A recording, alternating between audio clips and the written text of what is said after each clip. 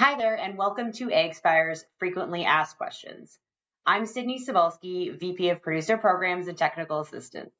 Today, I'm here with Jake Linneman, Technical Advisor, Regenerative Agriculture Systems with AgSpire. Jake, why don't you tell us a little bit about yourself and what you do at AgSpire? Yeah, thanks for having me, Sydney. Jake Linneman. I live in Stillwater, Oklahoma. What I do with AgSpire is I help navigate the inner workings and complexities of the different sustainable agriculture practices that our farmers and ranchers utilize in their operation. One of the things that I hear from farmers and ranchers, and a topic that's come up quite a bit, is carbon and carbon programs. One of the most common questions that we get is AgSpire offering a carbon program? That's a great question. No, none of our programs here at AgSpire are carbon offset programs. What we do instead is we work with companies and organizations who are looking to support producers and generate sustainable outcomes. Based on the program's priorities, this includes a variety of different outcomes, including soil health, increasing biodiversity, improving water quality, help gain with efficiencies on their operation, but also we want to look at reduced carbon and methane emissions. All of these programs are voluntary, many of them with short-term contracts, and include cost share or market premiums to help add or expand sustainable practices on the producers or the farmers' ground. Any carbon reductions or removals generated through the programs here at AgSpire are not sold as credits outside of the supply chain.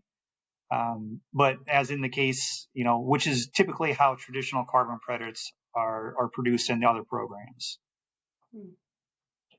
There seems to be a lot of activity with corporations and programs like this, seeing more and more companies investing in carbon programs and other sustainable practices all along their supply chain. Why do you think that is? Yeah, I think for a couple of different reasons. One is a compliance, and the other one is to meet voluntary goals that these companies and organizations made publicly sustainable comments, a few years ago or more recently, to improve their environmental impact of their operations, but also strengthen supply chains.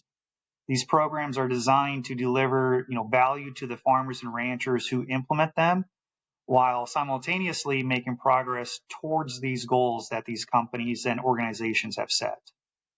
When we think about producers, participating in programs like this, sometimes we get asked about mass balance and the mass balance approach.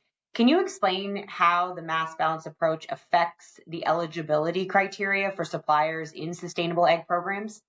Absolutely. So while some programs will offer supplier requirements, many programs operate under a mass balance approach, in which companies are offering programs to specific geographical supply sheds where they typically source their grain or livestock from, instead of their specific suppliers, which how they usually do it. Program advisors, technical advisors like myself, we can help you guys understand any requirements before enrolling in any one or the different number of programs that are offered here at AgSpire.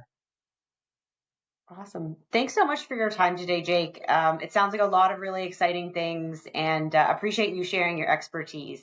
My pleasure. Thanks for having me.